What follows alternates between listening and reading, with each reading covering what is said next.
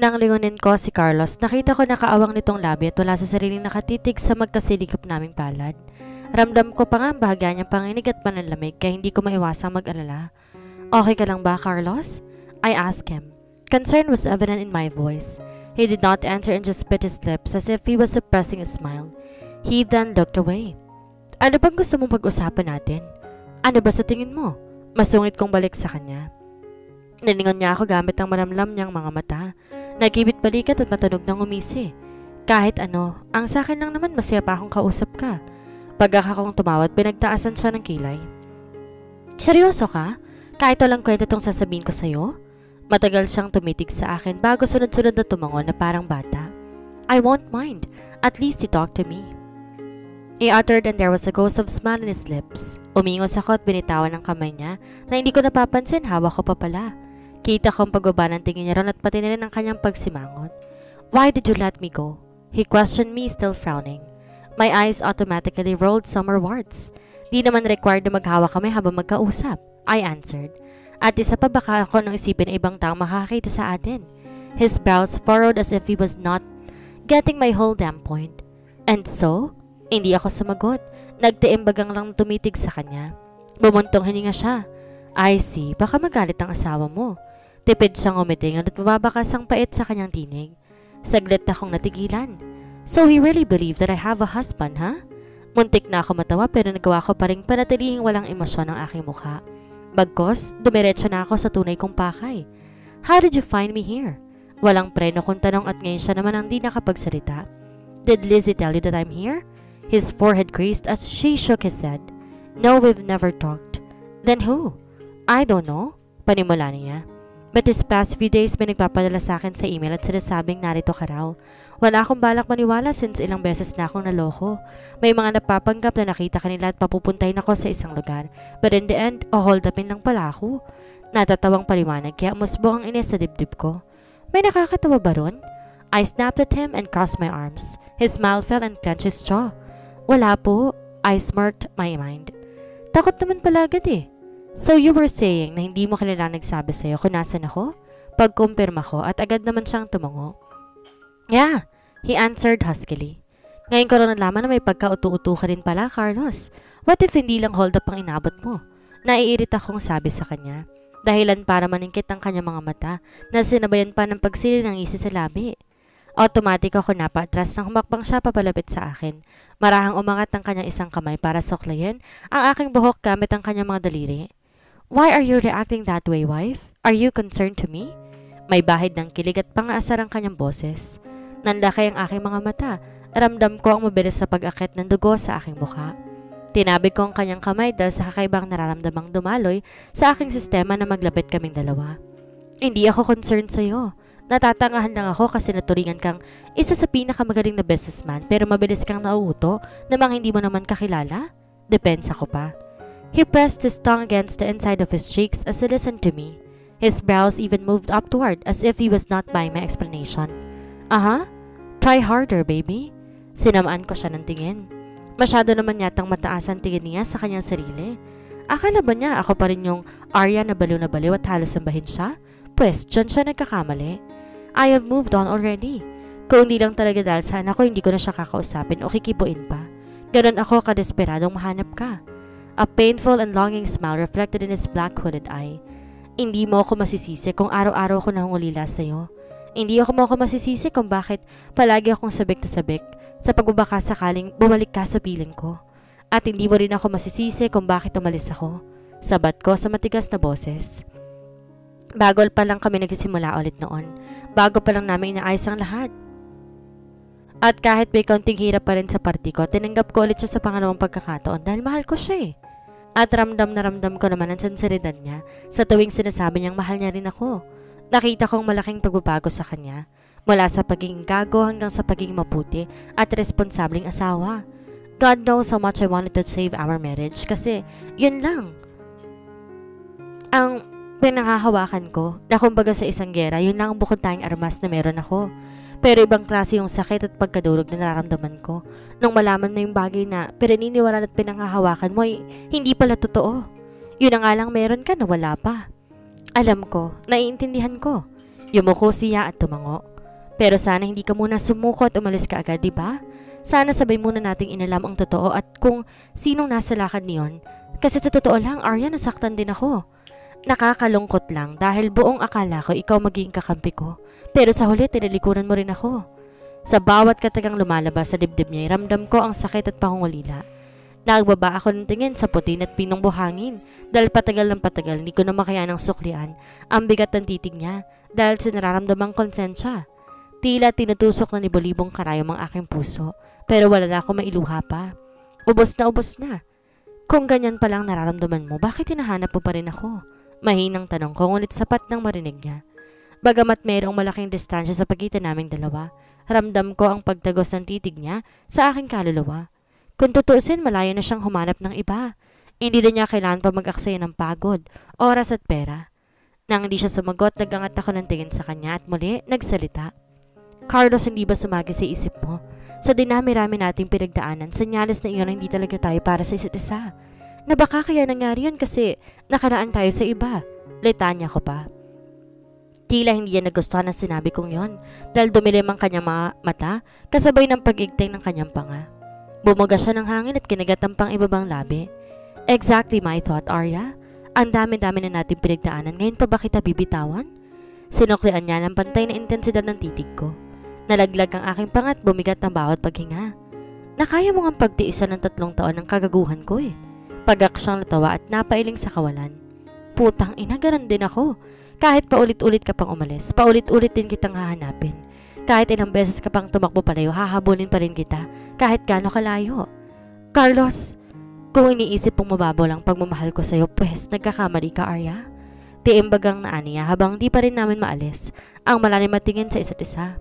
Hindi bali nang maubos ako basta nandito ka lang sa tabi ko, kontento na ako. Nanginig ang aking sistema. Naramdaman ko rin ang unti-unting panglalambot ng tuhod ko na para bang anumang oras o isang salita pa ay tuloy nang ibibigay ang mga ito. Mahirap mang aminin pero may malaking epekto pa rin siya sa akin. Epektong siya lang ang kayang pumatay at muling bumuhay. Epektong kahit ilang beses nang tinangay palayo ng hangin, bumabalik at bumabalik pa rin. At kahit kaano kadelikado at kasakit, patuloy na hahanap-hanapin. Siya lang ang bukod tanging kayang magparamdam sa akin ng ganito. Siya lang nag-iisang kayang dumurog ng aking puso at muling bumuo nito. Siya lang, wala nang iba. Putang ina, palibhasa, alam niya kung paano kukunin. Alam na alam niya kung paano ako bibigay at papalambutin. At kahit sa gitna ng unti-unting pagtindi ng tirik ng araw, wala pa ring bumitaw sa titigan namin. Kahit may ilang distansya mula sa kanya, ramdam na ramdam ko ang iba't ibang emosyong pumapalibot sa pagitan naming dalawa. Kahit masakit sa balat ang init, hindi namin yan inalintana. Para bang kahit hindi kami nagsasalita, naiintindihan namin ang isa't isa. Naputo lang ang lahat ng iyon na makarinig kami ng isang tikim. Excuse me? Naputo lang tingin na namin ni Carlos at sabay kaming napalingon kay Kara na may alanganing ngiti sa labi. Tinaas niya ang kamay para kumuway sa amin na sinundan pa ng nahihiyang pagkamot sa batok. Ano yon, Kara? Tinanong ko na dahil mukha namang walang balak magsalita si Carlos. Nang sulyapan ko siya, muli na namang bumalik sa pagiging suplado ang kanyang mukha. Tingnan mo nga naman tong isang to. Paulit-ulit sinulyapan ni Kara si Carlos sa parang nag-aalangan pa siya kung sasabihin niya o hindi. Kinampasan ko siyang magpatuloy lamang. Ano kasi, Arya eh, naalala mo ba yung ino-offer ko sa'yo kahapon? Ay, wait lang. Kumunot ang aking noo habang pinapanood siyang kinukuha ang cellphone sa bulsa ng kanyang itim na slacks. Offer? May ino-offer ka ba sa akin? Takang tanong ko pa dahil wala naman akong maalala. Inampas niya ako sa braso at nismiran.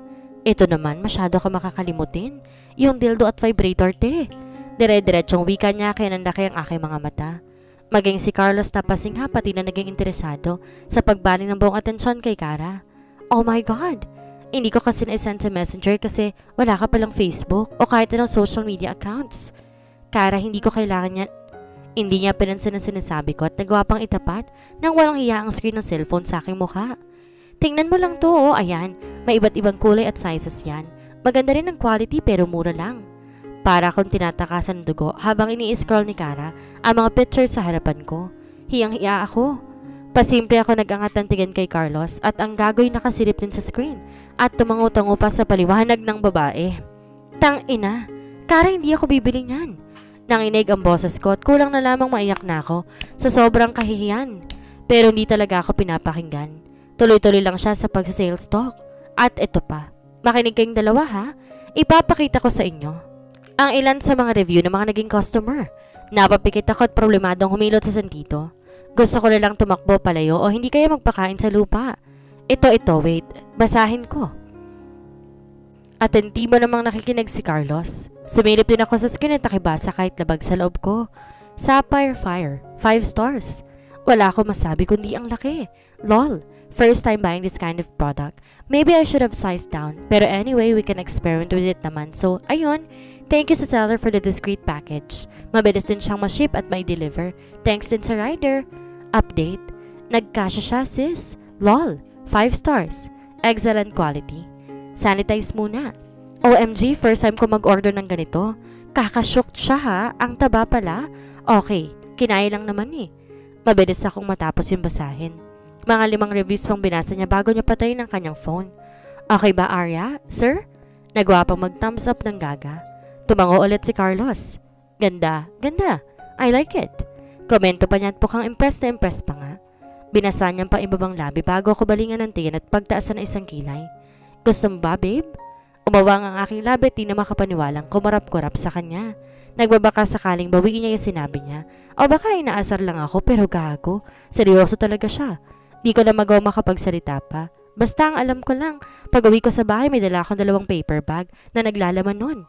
Napapakamot sa ulot problemado kung paano ko itatago sa mga bahay. Lalo na, sa bahay lalo na kay Asher. Papasok ka na? Maaga pa. Bungad sa akin ni Elias pagkalabas ko sa kwarto. Naabutan ko siyang umiinom ng kape sa kusina habang nagbabasa ng dyaryo. Naniningkit ang kanyang mga matang pinasadahan ako ng tingin mula ulo hanggang paa. Nakasuot na kasi ako ng oporme at handa nang pumasok kahit medyo basa pang aking buhok. Pinigilan kong sariling mapatawa. Seriously, Elias? Nagbabasa ka pa rin ng dyaryo? Eh ano naman? Simangot niya. Mas mabuti na to. Masyado masakit sa mata ang paggamit ng cellphone. I sheepishly laughed and shook my shoulders. May pagka-old-fashioned talaga si Elias kahit kailan. Sa bagay, understandable naman. Maybe because he's already 32 kaya mas prefer niya talaga ang nakasanayang pagbabasa ng mga ganito kaysa kung anumang teknolohiyang nauuso ngayon. Huwag mong ibahin ang usapan, Tria. Ano nakain mo't maaga kang pumasok ngayon? Ilang araw ko na napapansin yan. Istriktong tanong pa niya. Tumalikod ako at tumiretso sa sala para magsuot ng sapatos. Palihim din akong napairap dahil para na naman siyang tatay kong umasta. Anong maaga pa? Mag-aalas 6 na kaya? Yun nga ang punto ko eh. Mag-aalas 6 pa lang at kung hindi ako nagkakamali, mamayang alas 10 pampasok mo. Naibahid ng tigas ang kanyang boses at napakamot naman ako sa ulo. Parang nagsisimula ka pa lang gusto mo na agad mag-resign. Tas ngayon masyado ka nang dedicated sa trabaho? Dagdag pa niya. Tamad akong umupo sa harapan niya at kumagat ng malaki sa pandesal. Binitawan naman niya ang dyaryo at kumuha ng tasa para ipagtimpla ko ng kape. Nagbago ng isip ko. Tanging sagot ko na lamang. Muli niya ako binilingan ng mabigat na titig at nagpanggap na hindi napapansin. Sungit mo ngayon na. Broken-hearted ka ba? Pagbibiro ko pa pero mukhang di siya natuwa doon. Umigting ang kanyang panga. Kunot na kunot ang noong binilingan ako ng tingin. Paano ba naman nalaman? Umawang ang aking labi pero kaagad ding napalitan ng impit na tili. Tumayo ako sa kinaupuan at nilapitan siya para gugay ng pareho niyang balikat. So totoo ngang broken-hearted ka? In love ka? I squealed. Oh my gosh, congrats! Binata ka na! Umingo siya at pinalis ang mga kamay kong nakahawak sa kanya. Kumain ka na lang, Tria. Kinumpas niya ang kanyang kamay. Sasagutin mo lang eh. Padabog akong bumalik sa aking kinaupuan. Hindi pa rin inaalis ang matalim matitig sa kanya. Matunog siyang umisi pero tinago niya yon gamit ang pagsimsim ng kape. Bakit ko sasabihin sa'yo ay ikaw nga tong may mukhang nililihim sa ating dalawa? Sunod-sunod ang ginawa kong pagkagat. Sa tinapay kahit medyo nabubulunan na ako. Nagpanggap akong abala at di siya naririnig. Dahilan para matawa siya. Ilang araw na rin nakakalipas magmula na muling mag-ruse ang landas namin ni Carlos at simula nga nung ipinangako kay Asher na malapit niya na makasama ang papa niya. Walang oras na hindi ko sinubukang sabihin sa lalaki ang tungkol sa anak namin. Pero ewan ko ba kung anong kamalasan ang aking daladala dahil tuwing sinusubukan ko'y palagi nilang naaantala. Nandyan yung bigla ang susulpot si Kara, si Lizzie o biglang tutunog ang cellphone niya para mahalagang tawag at iba pa. And it indeed made me frustrated. Di ko alam kung hindi pa ba itong tamang oras o sadyang pinipikon lang ako ng tadhana. At sa bawat araw nga na lumilipas, mas lalong tumitindi ang pangulit sa akin ni Asher tungkol sa papa niya. Nariyan yung mayat-maya siyang tanong ng tanong kung ilang tulog na lang kailangan niyang gawin bago makita si Carlos. At di ko naman siya masisisi sa bagay na iyon. Sure ka bang isasama mo si Asher sa trabaho mo? Hindi ba siya makakaabala doon? May pagdadalawang isip pang tanong ni Elias habang inihanda ko ang bag ng anak ko. Mula sa peripheral vision, kitang-kita ko ang pagsimangot ni Asher dahil sa sinabi ng Papa Pogi niya. Hindi naman kulit si Ashi ah. Nakangusong sagot nito habang masama ang tingin sa lalaki. Natawa ako sa kakitan niya. Huwag kang ganyan sa anak ko. Di naman yung sakit ng ulo no? Isinara ko ng zipper ng bag at sinokpit yun sa aking isang balikat. Inalalayan ko pababa na sofa si Asher. Hawak kaming lumalabas ng bahay. Nakasunod lang sa amin si Elias. Muli ko siyang hinarap para magpaalam na. Papasok na kami, Elias. Balitaan mo na lang ako kung kumusta na lagay ni Nanay Vicky. Bukas ako naman na magbabanday sa kanya. Off ko naman sa trabaho. Tanging tango lang na isagot niya sa akin. Susunduin ko na lang kayo mamaya. Agad akong umiling. Naku, wag na. Magiging doble pampagod mo. Matagal siyang tumitig sa akin bago nagpakawala ng buntong hininga at tumango. O siya, sige, mag-iingat kayo. Tipid siyang umiti at ginulong buhok namin ni Asher. Malakas ang tambol ng dibdib ko habang naglalakad kami papasok ng hotel. Tumatagaktak ang butil-butil na pawis sa aking noo na sinabayan para ng lalamig ng aking mga kamay. The fact na isang hangin na lang nalalanghap nila at isang pitik na lang ay maaari na silang magkitang dalawa. Sa totoo lang, wala na akong pakialam kung makilala man ni Carlos si Asher. Mas natatakot ako sa kung namang magiging reaksyon niya. Matatanggap kaya niya? Magagalit ba siya? Maiiyak sa tuwa? I hope it was the latter dahil ayoko maranasan ng anak ko ang naranasan ko nung bata pa lang ako. Good morning, Tria. Bati sa akin ng dalawang babaeng nasa front desk. Good morning din sa inyo. Kahit sa kabila ng di mapaliwanag na emosyon, pinilit kong bumati at gumiti pabalik sa kanila pero nagmukha akong constipated. Mabuti na lang di nila yun napansin dahil sabay bumaba ang tingin nila sa aking anak na manghang-mangha sa nakikita sa paligid. Kanina pa pumipilipit ang ulo niya kanilingon kung saan-saan. Wow! Yan bang anak mo, Tria? Tanong ni Kara na bigla-bigla na lang sumusulpot. Nilingon ko siya at nilisian. Oo, ang gwapo diba? Bumaba ang tingin ko kay Asher na ngay nakatingin na rin sa babae. Wow, cheeks! Sigaw ng anak ko habang nakaturo kay Kara na siyang dahilan para mapasinghap ako at labis pamurahan ng mukha dahil sa gulat. Asher! Mariing saway ko at bahagyang nakonsumisyon sa kanya. Saan kaya siya natauhan ng ganong salita? Mukhang nagulat din si Kara pero kapag ko ay humalakak ng tawa. Mahina at pabiro niyang hinampas ang braso ko.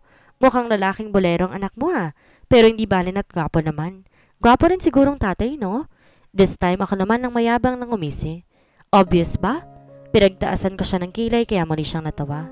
Kung meron man siguro kung dapat ipagpasalamat kay Carlos, yun ay ang maganda niyang jeans.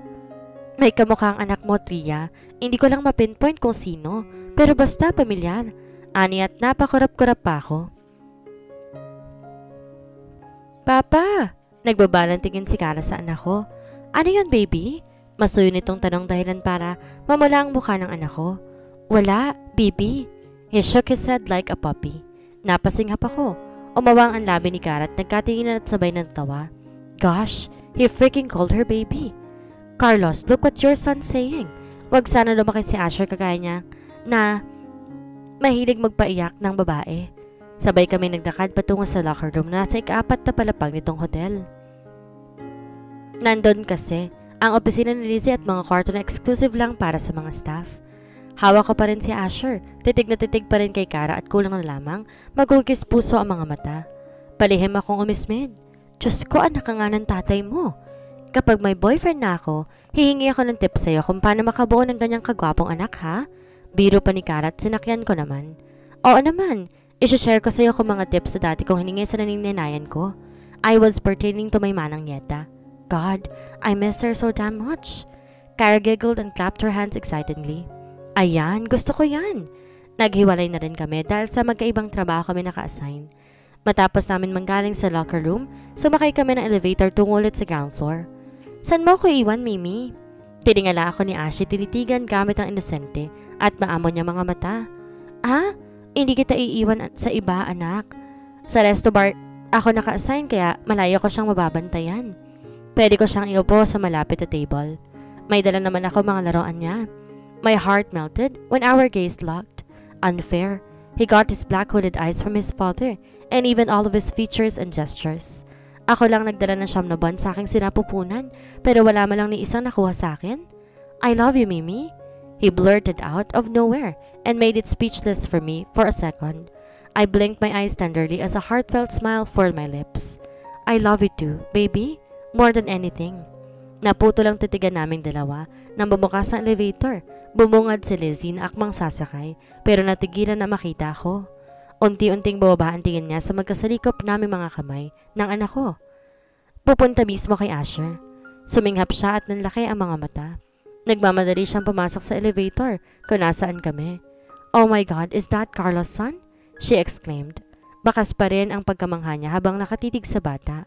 I glanced at Asher before nodding my head at her. Yes. Mas lalo nagliwanag ang kanyang mukha at yumuko ako para mapantayan ang anak kong inosenteng nakatitig sa kanya. Hi, I'm your Tita Lizzie.